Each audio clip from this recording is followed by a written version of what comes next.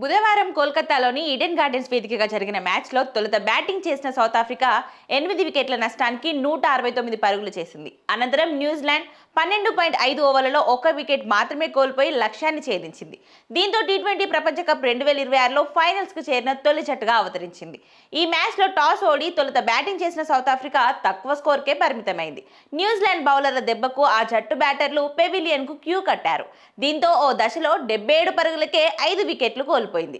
దీంతో south Africa కివీస్కు 170 పరుగుల లక్ష్యాన్ని నిలిపింది.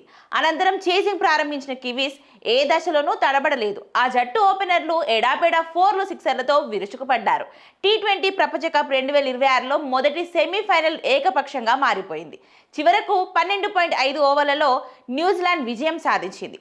9 వికెట్ల తేడాతో విక్టరీ నమోదు చేసింది. పిన్ అలెన్ 33 బంతుల్లో సెంచరీ కొట్టి అజేయంగా నిలిచాడు. ఈ విజయంతో టీ20 ప్రపంచ కప్ 2026 ఫైనల్స్ కు న్యూజిలాండ్ అడుగుపెట్టింది. గురువారం భారత్ ఇంగ్లాండ్ మధ్య రెండో సెమీఫైనల్ మ్యాచ్ జరగనుంది. ఈ మ్యాచ్ లో గెలిచిన జట్టుతో మార్చి 8న న్యూజిలాండ్ టైటిల్ పోరులో తలపడనుంది.